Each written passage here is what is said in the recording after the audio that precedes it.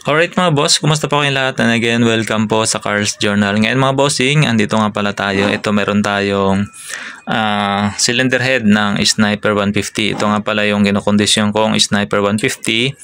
At ito nga pala ay papalitan ko na rin ng black piston, piston ring. At dahil nga ito ay kumakain na rin ng langis. So sa makikita natin dito mga bossing, no, mayroon talaga siyang bakas na ito ay kumakain na ng langis. So yung mga itim na yan, no, yung mga naging tutong ng langis. At ito nga pala ay ating i-valve lapping kasi itong ating mga valves ay meron na counting leak dahil kung mapapansin natin dito sa ating valve, so makinis siya pero sa malapitan mapapansin nyo yung mga dark spot na yan. So yung mga dark spot na yan mga boss ay yung mga dumi, no? Ibig sabihin ay may chance na kumakalang yan at nagkakaroon ng leak yung ating valve sa kanyang valve seat. So ito nga pala yung valve seat mga bossing at ito yung valve. So ito yung ating valve face naman ang tawag dito. So isa pang dahilan, no, kung bakit ko nileak test ito bago ko tinanggal, dahil nga pala dahil nasira yung ating tensioner, naglapat ng bahagya yung ating part ng intake valve doon sa piston. Pero maliit lang mga boss. Kumbaga parang nag-kiss lang silang dalawa. Pero kaya yun nga, kaya ako leak test para makita ko rin kung nagkaroon ng nag-warp, no? Nagkaroon ng warpage yung ating valve. So ibig sabihin kung halimbawa ito ay nabaluktot na, ay talagang kailangan natin palitan, no? At para ma-check na rin natin yung ibang damage. So upon leak test naman, so minimal yung leak. Kumbaga dahil lang dun sa mga dumi, no? Yung mga dark spots na yan. At iyon, tayo ay magkakandak ng valve lapping. So ito nga pala, no, sa pag-leak test kung sakali halimbawa nakasarado yung inyong valve, so katulad niyan kung ito ay nakakabit pa rin dito, habang nakasarado, pwede natin buhusan dito ng fluid, no? It's either alcohol or gasoline. So siyempre yung gasoline mas available, kaya yun na lang yung ating ginamit para dito. At ito ay tapos ko na ngang i-leak test. So pagkatapos nito ay sisimulan ko na yung aking pagbavalve lapping.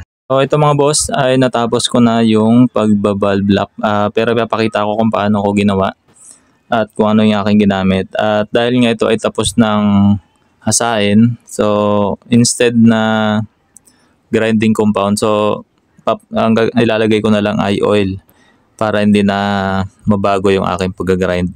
At ito nga pala mga boss, kapag magsisimula kayo, gagamit kayo ng grinding compound. So yung grinding compound meron siyang coarse tsaka fine.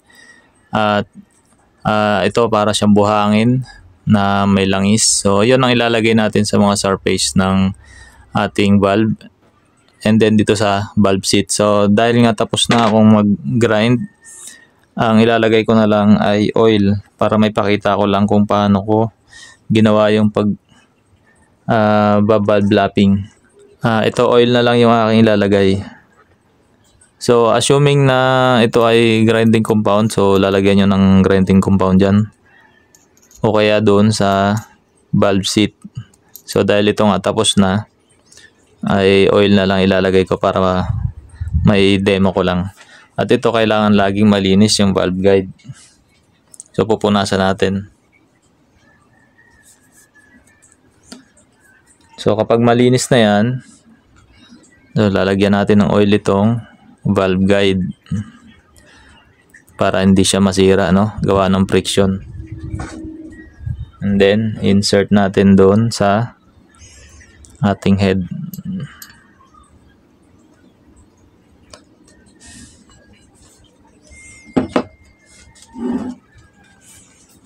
At dito nga pala ang ginamit ko ay itong hand drill. So nag-improvise lang ako ng rubber. Ito sa fuel hose to, medyo mataba, medyo malaking butas, kaya nilagyan ko ng alambre. Tapos i-insert lang natin dito sa valve guide sa likod. Ayan. And then papaanda rin natin yung barena, pero dapat hindi siya mabilis, no, alalay lang yung ikot.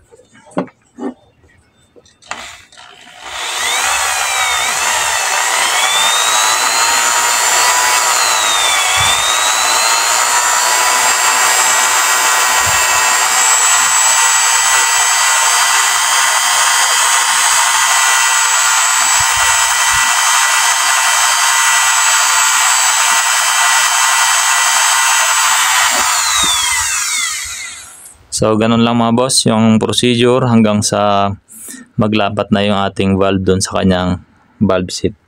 Hindi ko na binidyo ng lahat kasi medyo matagal. So, ganun lang naman yung procedure at ulitin nyo lang.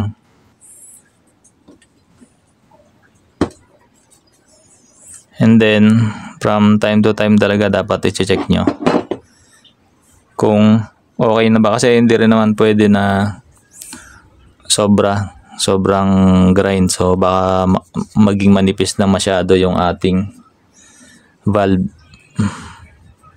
So syempre kapag chine-check nyo, dapat linisin nyo ito. Yan.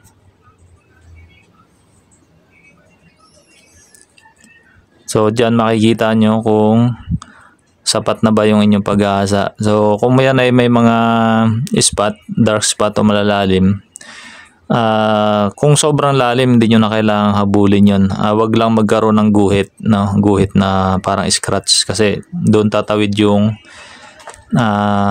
pressure, no? Na kaya magkakaroon ng loss compression. So ganun lang mga boss.